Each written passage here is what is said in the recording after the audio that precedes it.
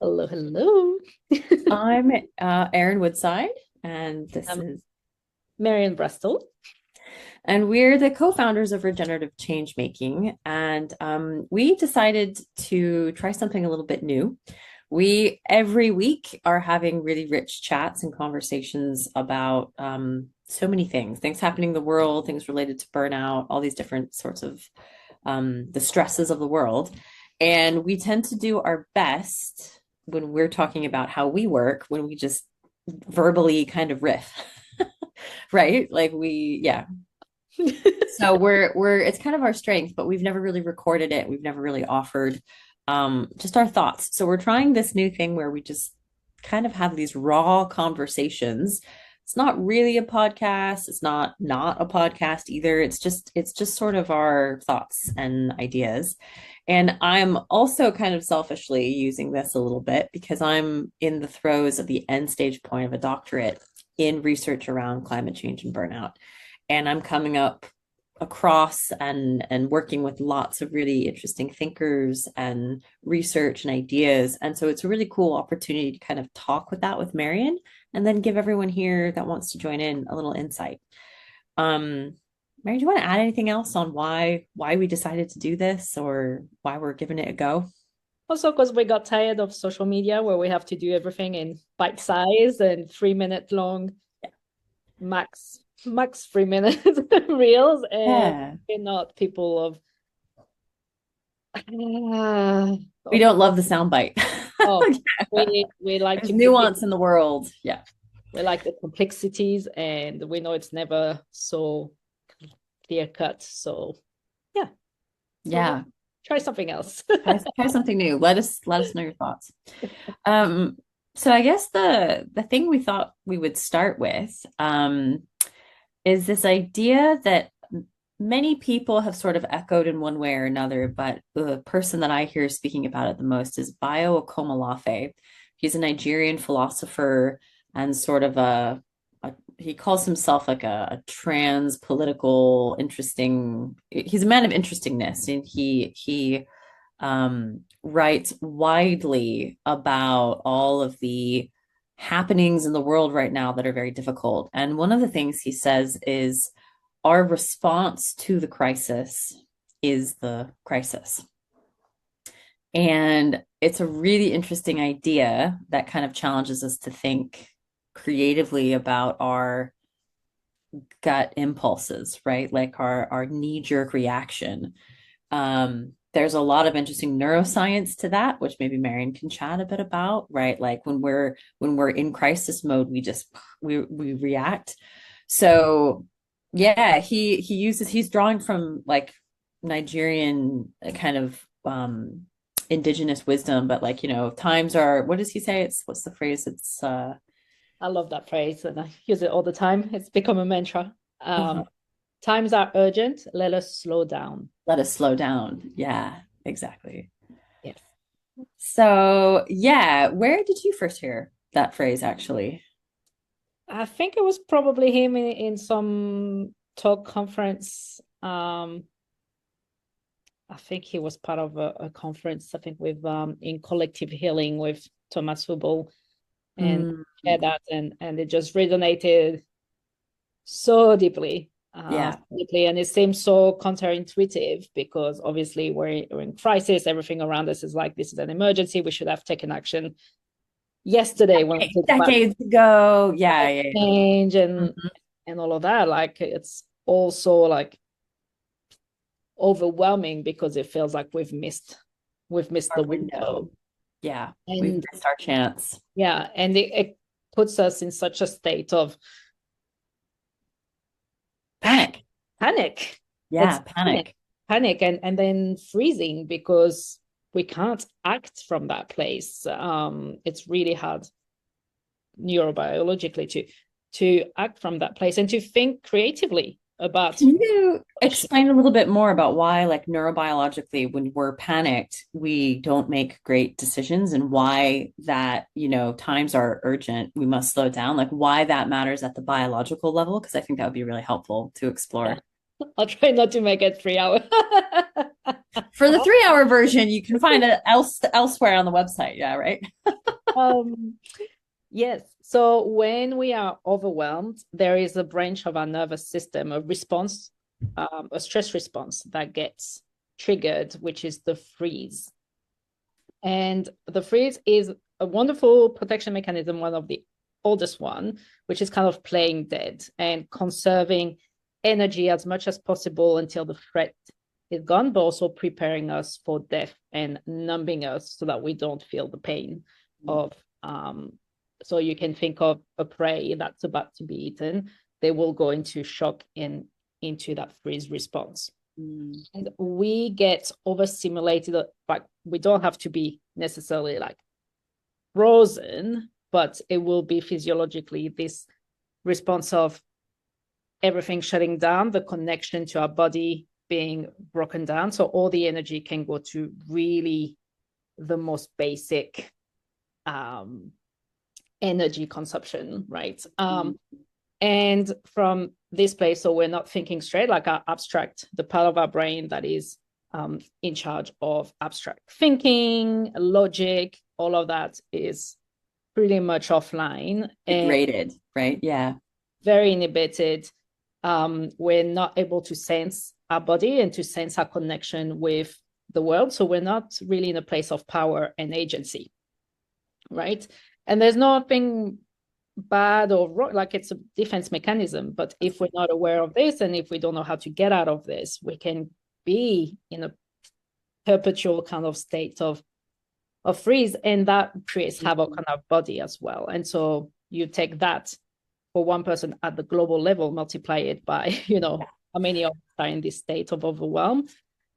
Very difficult to. Yeah. I think that's what we're seeing is people have a sense that something's really wrong. We are, we're destroying the planet. Our political systems are crumbling. Our institutions are crumbling. What's happening with, extremist thinking, war, conflict. It just feels really heightened at the moment.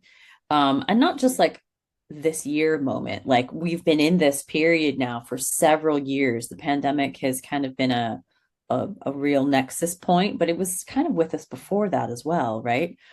So I'm kind of thinking that, yeah, we're in it, and then everyone's ideas about what we should do about it feel really part of the problem, right? It's sort of a do this quick, do that, respond, push back. All this hatred and this division and this splitting is really part of what happens when you're in panic mode. You split and things become black or white.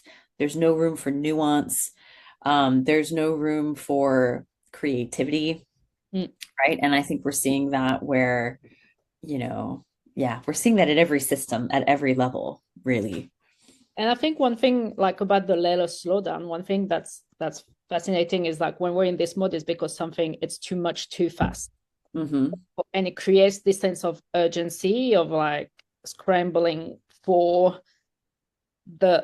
something to hold on. And so because it's a reaction, it's based in fear and it's going to try to get us to do like band-aid solution or to just fix in whatever way we can. Flailing. Right. Yeah. Instead of really slowing down and being able to orient about like, okay, what is happening here? Is this mine? How can I resource myself to handle the challenge? Because I mean, there is the fear and the panic is very much, it's real and it's valid. But it's like, okay, what can I do to ground myself, to create more space and to create more space for something different, orient towards something different? We need to slow down. We need to, it's just this kind of really feeling time and taking that breath. Yeah. So that we can also look at why am I reacting this way and what's underneath it that's driving the sense of the rush and the urgency and holding on often to something that we've already done before. We're trying to find solutions things that are familiar, but that created the crisis in the end. In the first place. Yeah. And I think as well, what happens is we're trying to create big top-down solutions that's part of the crisis response. It's either a policy, sweeping policy change, or a big, we have to do this or we have to do that at this big high level. And if that doesn't happen, then people kind of flail and go, oh, well, we didn't, live up to the Paris Climate Accords, or we've missed our window, we've this, that. And it kind of distracts from the fact that actually whatever is in your control is so much smaller and more nuanced and more unique. So it's sort of like slowing down allows you to be able to say, right, but what should I do right now in this moment, right here? And I think that's different for every person, right? It's really different for every person in terms of what that response is. And it's different for different communities, and it's different for different cultures and different expressions of this. And I think there's something about we need that diversity of response to create a healthy response. And it shouldn't be this like authoritarian clamp down, but that authoritarian clamp down, even if it was like one we agreed with, kind of makes us feel safe in a way, because it's like, oh, the answer, we've had the answer. And I think that's what's leading to a lot of authoritarian extremist thinking in the world right now, because people are just wanting that safe answer, that the solution, give me the solution so I can feel better. But really, you got to kind of get to the rootedness of, what's going on underneath there. I'm thinking there's, you know, ongoing conflict in the Middle East right now. The US election is coming up. There's kind of like all of these climate stuff is happening, and it's sort of people kind of are having this thought, if I just get my person to do the thing that I want, right? If we get this country to stop doing X or Y, it's the idea is that the problem goes away, but the problem isn't going to fully go away. It might be a good thing if, would love it if we could stop bombing in the Middle East right now, right? That is an objective good that should happen, but that doesn't make all the other problems end. And I think there's something about holding space for this is a longer, slower process, right? And I'm wondering, like, for you, like, how you're looking at it in your thesis, like, related to To burnout, burnout. your answer. Yeah. Well, I think when we're really frazzled and when we're feeling we're not so burned out that we've shut down, but we're feeling that stress, that panic, that biological response is to want to double down, to work harder, to find the more efficient way. And all of those, I have this map that I'm working on as part of my thesis that I haven't given it a name yet, but it's like my Google Calendar, right? All the blocks and the efficiency and the da da da da da da da. And it's everything that's like the million tabs that are open. And it's like we try to double down in the thinking that led us to that place in the first place. So I'm using that as a real example of you double down until you fall apart. And we need to learn to catch hold of that panic and then step back. But I think what's really hard about stepping back is there's usually some very difficult emotions behind that urgency that people want to avoid. Mm. So it might be grief, it might be anger, it's usually grief. Let's just be real. It's usually grief at the bottom of the well of things are not how they should be, or I'm losing something, or something is missing in my life. And instead of looking at that and feeling the loss and the pain of that, you just kind of spin on the hamster wheel, right? Until you fall apart. Yeah. It feels also like there's a very much driven by a sense of control, like keeping Yeah. control of Yeah. the situation and not feel powerless, not go into the shutdown because it feels so much Yeah. more vulnerable. And one real important part of my work is looking at different expressions of power. And when we're in this agitated state, we're trying to control with a power over mentality, right? It's not a collaborative type of power or a connection, a power with or power amongst, or it's really any connection whatsoever. It's when the connection goes and the control starts. I mean, that should be all of the bells and the whistles kick off in your mind, but we've lost that, right? Modern world has lost that entirely. I think that's a great thing to continue on, because it's the connection piece. Because when we're in that urgency, sense of urgency, where the connection we said with self kind of breaks down, but also like with your environment. And so it's harder to be in connection with other people when we know it's a collective responsibility and it's going to be a collective solution or response, a collective response that needs interdependency, that needs to be able to connect people who are doing incredible work and put them together. But when you're in panic, like you're in tunnel vision, or like you can't Yeah. see You anything. can't see that that's happening. Yeah. And so it's really hard to connect and to bring people together and to weave. And I think the overall system of the discourses that are being forced Dominant. Yep. is In the dominant. media. It's Yeah. very much about like this is your individual responsibility. Yeah. So like you as an individual or citizen of this world needs to make sure that you do your recycling, you buy products that are, good for the environment, and that agenda has been actually pushed by the Yeah. powers that create this situation, the big Yeah. corporations, and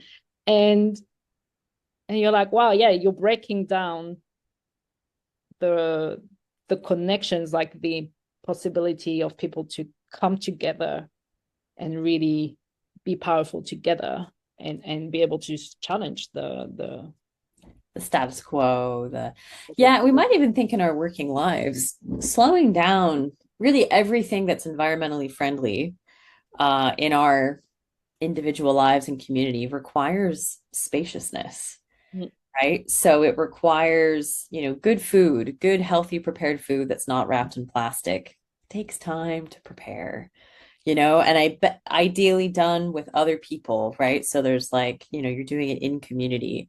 Sleep takes time, rest takes time, all the things that actually are healthy and helpful for a better planet take that kind of slow time. But what we experience week on week is the urgency of the relentless schedule, right? The busyness. It's the drop the kids off at daycare, get to work, pick up something quick and easy to eat because you're absolutely exhausted. Try to clean up the house, make some time for yourself with a bath. And it just like perpetuates this grind. And if we don't pause, we can't ever imagine how to reinvent the grind, right? How can we extract ourselves from the grind as much as possible? And if the response to my saying that is, I could never do that, that response in and of itself is part of the problem. It's part of that urgent panic feeling. So noticing that we're so caught in it's the water we swim in at the moment. Yeah. it's it's really, I'll take the way we are, the stage we are in the moment in a Oh, and our work. where like Yeah. we're venturing, and we've had to come to that point, because I can think about like the first half of the year. I was in the frantic panic on how do we keep this going. Yeah. I did, and we tried that, and it was still like very much the hustle, until we were in the summer being like, oh my god, like We need to winter. We've missed. we need Yeah. to go down, and it was scary, but I realized in the past 2 months we've made the most incredible connections with people, and we've had Yeah. so much more um interactions that are meaningful and that are inspiring and stuff, because we created the time and the And space. the space for it. Yeah. We slowed down and there was something of depth that kind of came out of those discussions. It wasn't just oh, let's do the next marketing thing, or let's do this, or let's work on our copywriting, or, the churn. And it was like settle down into the relationships that we've made and our connections that we've made with people in our networks. And then, yeah, yeah. Yeah, You have to have some faith and some trust that that is what happens naturally. Like when you're rested, you want to get back up, right? And it's like just remembering that rhythm, yeah, right? yeah.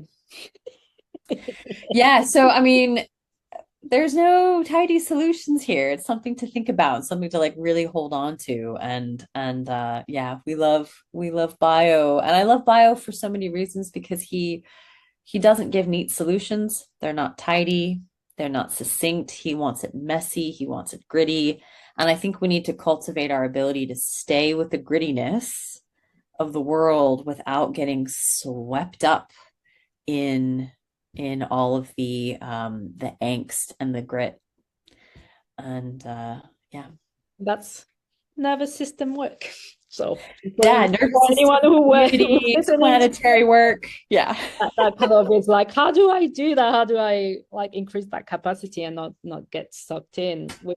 I mean, it's not like everything. It's not a never, right? It's like we'll get sucked in, but it's increasing the capacity to know how to come back Yeah. to present, to knowing like, oh, I need to slow down, right? I've gone to the other side of it, so I'm on the edge again, and bring myself How do I back. come back?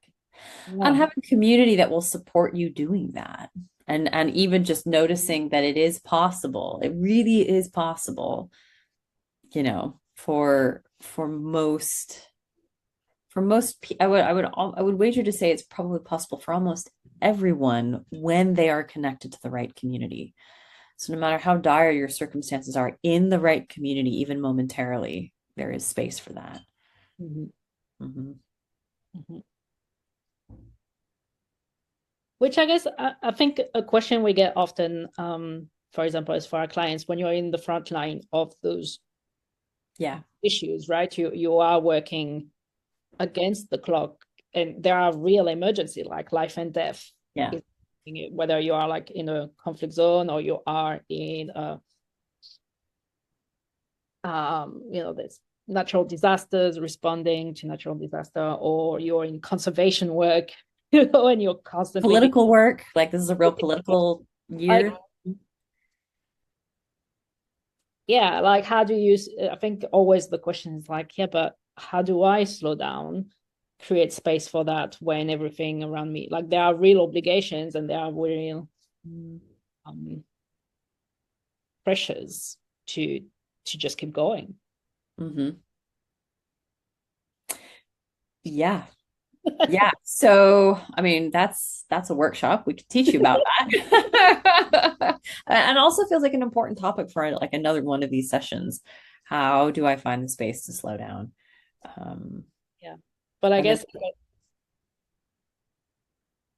a little bit of hope by sharing a bit how we yeah, how we're doing it. Yeah, exactly. Yeah. And it's important to note too that in the slowing down, things will change. So people, I think there's the fear that if I stop, if I don't take that promotion at work, if I, quit work, stay home with my children, if I, whatever these things are, if I slow down, things will change and that will be the end of the world. Like I have to keep up X, Y, and Z standard of whatever, whatever, whatever. And that's just not true either. So although we've wintered, you know, revenue coming in has slowed down. All of these things have slowed down, and yet we're fine. Like we make it work. And I think there's a real fear that if I don't have this, I don't have that scarcity, then everything will just, go up in flames. And that's not always really true. And I'm not saying that it's never true. But often when you're connected and when you have a moment, and maybe even when you're in the most crisis situation, taking a moment to slow down, you know, um, and find those connection points to make those challenges and to make those shifts is most important. But it will change. Your circumstances do change when you do that. So that's also important to note. Can you be flexible with, if you need more space in your life and you've decided you're going to work part-time, what does that do then? That is a real change in your life. So yeah, it's cultivating the capacity to slow down, but also to welcome shifts and changes that come with that. Mhm. Yeah. Stay tuned for more, but Yeah. I think we should leave it there for today. See you soon.